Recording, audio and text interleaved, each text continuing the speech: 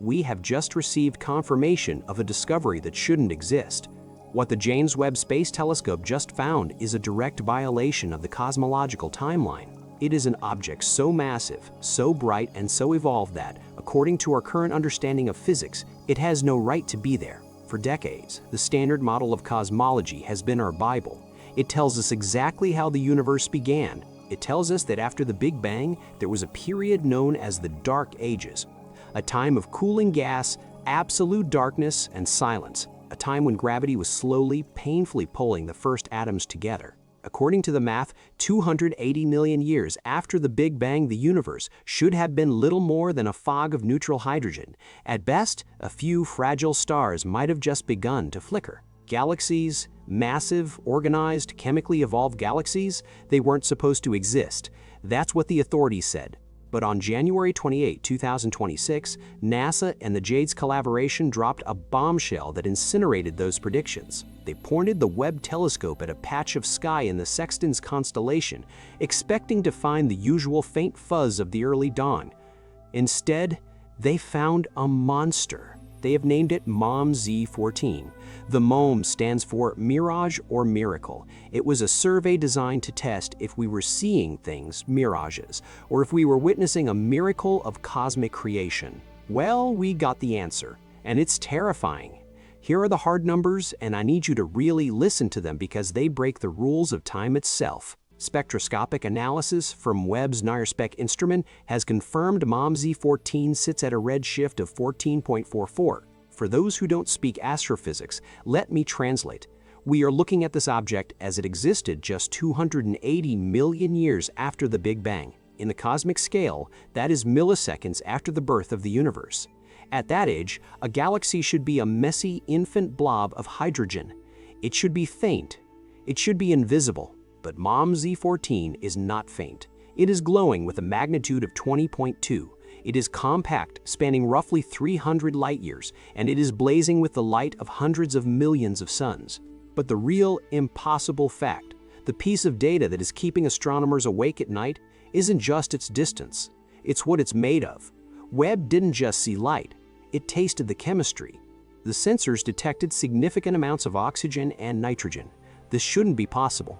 Oxygen and nitrogen are heavy elements. They are cooked inside the hearts of dying stars, exploded out into the universe by supernovae, and then recycled into new stars.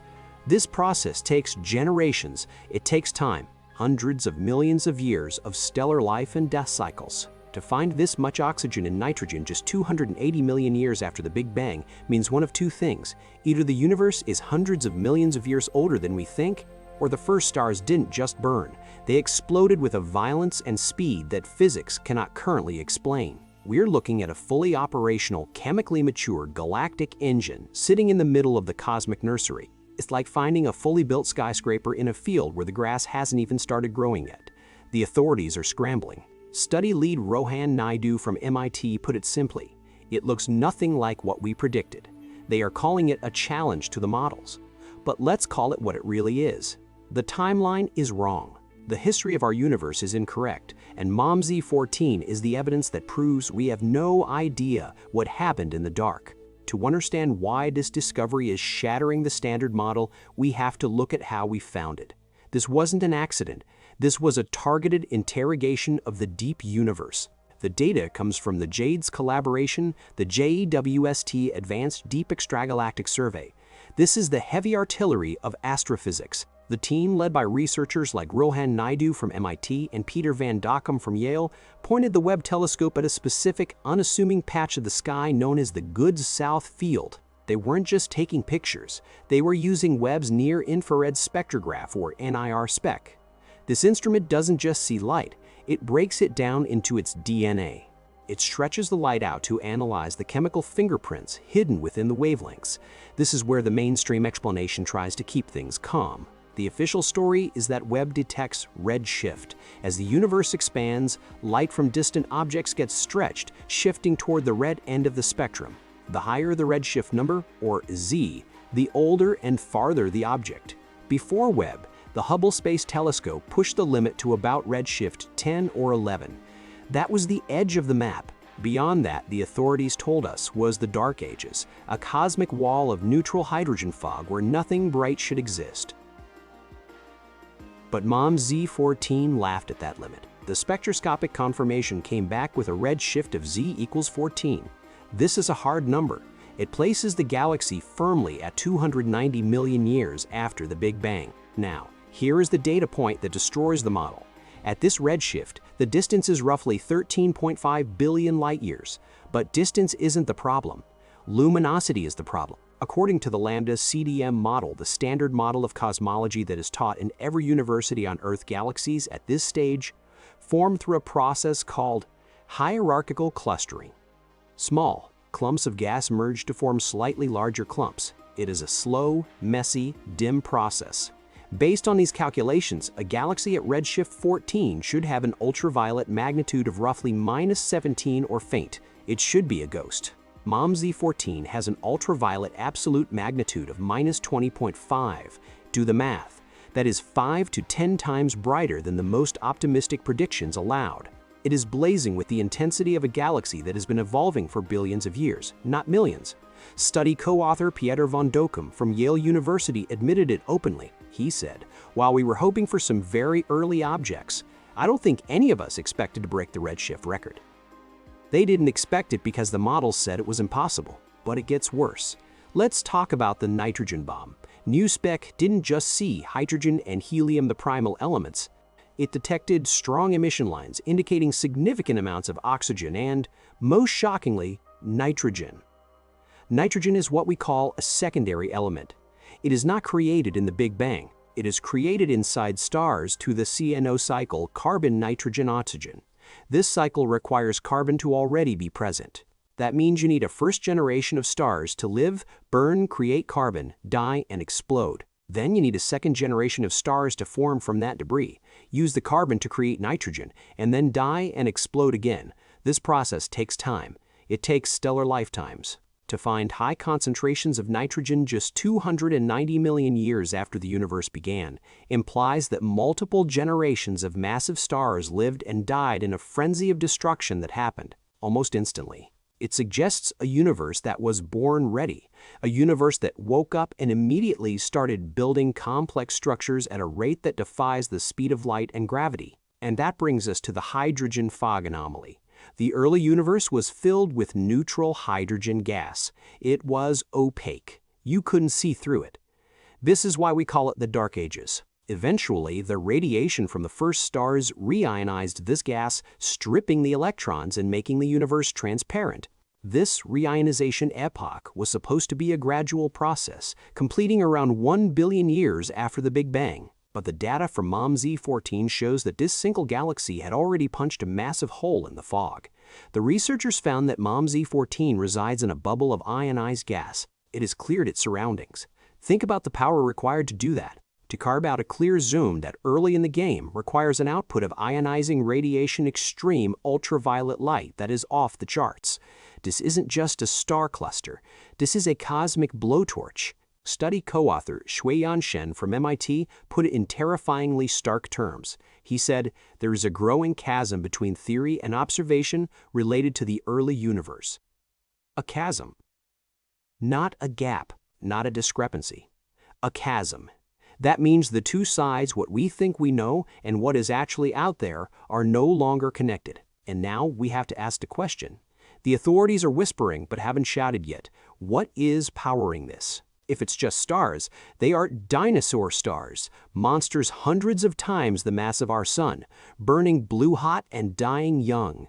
But there's another possibility that makes the timeline even more impossible. What if MOM Z14 isn't just a galaxy?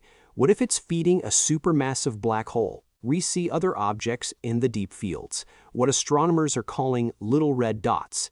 These are compact red sources that look like baby galaxies but might actually be black holes devouring gas. If MOM Z14 is powered by a black hole, the crisis deepens. Standard physics says black holes grow by eating gas. There is a limit to how fast they can eat, known as the Eddington limit. If they eat too fast, the radiation pressure blows the food away. To get a black hole big enough to power a galaxy this bright, this early, it would have to break the Eddington limit. It would have to be eating faster than physics allows. Or it was born big. This leads to the direct collapse theory, the idea that giant clouds of gas didn't form stars first, but collapsed directly into massive black hole seeds of darkness planted at the very moment of creation. NASA's report confirms that MOMZ-14 is more compact than anticipated. It spans only about 300 light-years in radius. For comparison, our Milky Way is 100,000 light-years across. Imagine the intensity. Imagine the density. You have the luminosity of 1 billion suns crammed into a space a fraction of the size of our galaxy. The radiation pressure in that region would be unimaginable. Any planet forming there would be sterilized instantly. This is a hyperdense, hyperactive engine that looks less like a cradle of life and more like a weapon of mass creation. The existence of MOMZ-14 connects to a much larger, global threat to our understanding of reality. We rely on the cosmological principle, the idea that the universe is homogeneous and isotropic, meaning it looks the same everywhere and follows the same rules. But if we look at the timeline, at 290 million years, we have MOMZ-14 too bright, too chemical.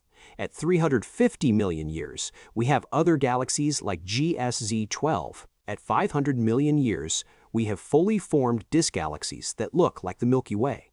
The timeline is compressed. It's as if someone pressed the fast-forward button on the evolution of the universe. Or, and this is the chilling part, the start date is wrong. If galaxies are this mature this early, the universe might be twice as old as we think.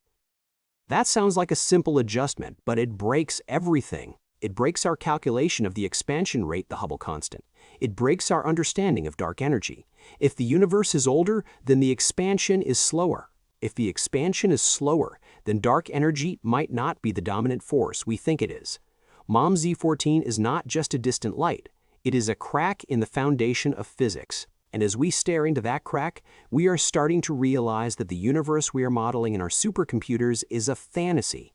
The real universe the one Webb is seeing is older, stranger, and far more violent than we were ever told. And we haven't even talked about what surrounds it. If massive, chemically rich galaxies existed just 290 million years after the Big Bang, then the universe was habitable billions of years before we ever thought possible. Remember the nitrogen. Remember the oxygen. These are the building blocks of life. We used to think the early universe was a sterile, radioactive wasteland for the first billion years, a place where nothing could survive. But MOMZ-14 proves that the ingredients for biology, the very stuff flowing through your veins right now, were already cooked, cooled, and circulating when the universe was in its infancy. This changes the Fermi paradox from a curiosity into a nightmare. If the universe woke up early, if the lights turned on and the chemistry for life was ready at Redshift 14, then we are not the first. We are likely the stragglers. Civilizations could have risen, expanded, and died out in the time periods we previously thought were empty dark ages. We are looking at a graveyard that we thought was a nursery, and consider the silence of the authorities. The chasm between theory and observation that Dr. Shen mentioned isn't closing. It's widening.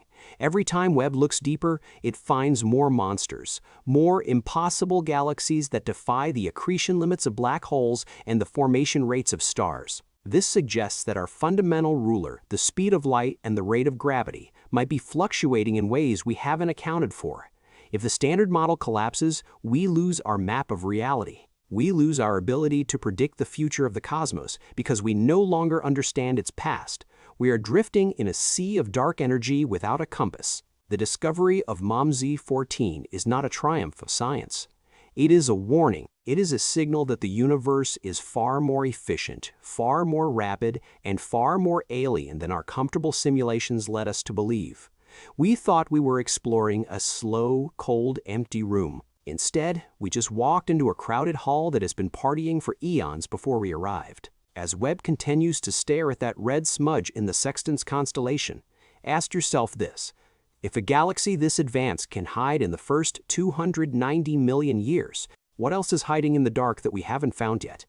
This is just the first crack in the dam. The flood is coming. Subscribe and turn on notifications because when the next impossible object is found, you need to be the first to know.